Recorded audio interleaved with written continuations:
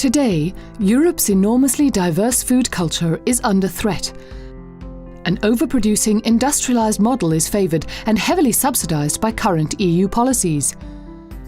This model threatens our environment as well as the quality and diversity of our food, eliminates many traditional varieties of crops and livestock, and depletes our seas.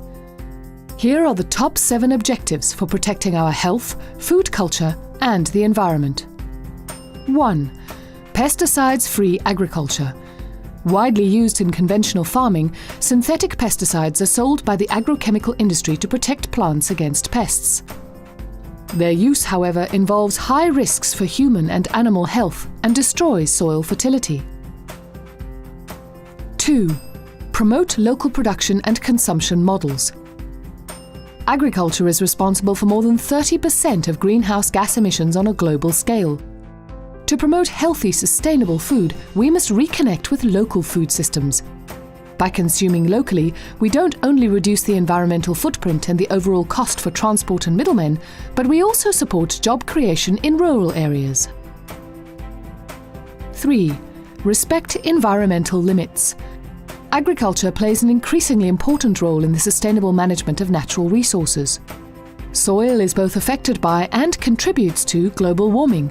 A healthy living soil in Europe and beyond is a major condition to enable everyone to feed themselves with enough quality food and to tackle climate change. 4.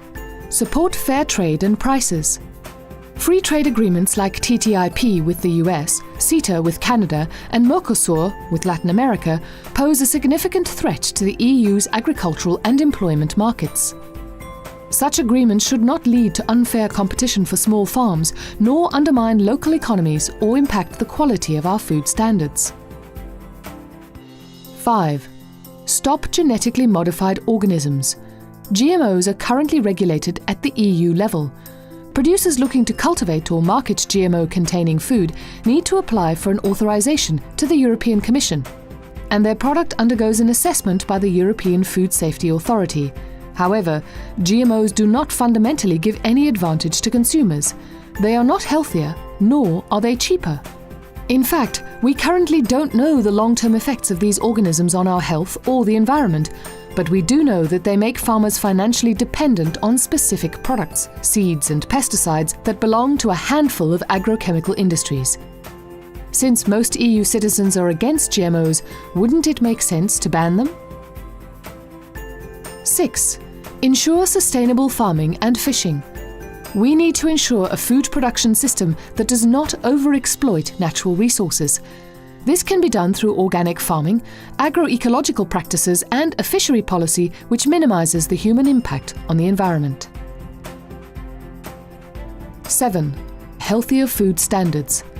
Citizens need to know better how their food is produced and what it contains, through relevant labeling, for instance. Although the EU has been improving its food standards in response to ever-growing chronic health conditions such as obesity and diabetes, we are still a long way from ensuring that consumers know where their food comes from and what it contains. Remember the mad cow disease a few years ago, or the more recent horse meat scandal. These are only a few of the environmental battles carried out at European level.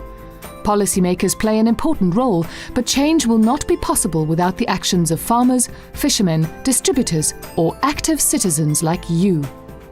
If you're looking for inspiration on how to get involved, have a look at the Food Revolution. This is an online platform that provides you with the chance to be a part of changing the EU's food policy by presenting your own projects or joining those of other platform members. Do you know what's in your food? Join the Food Revolution today.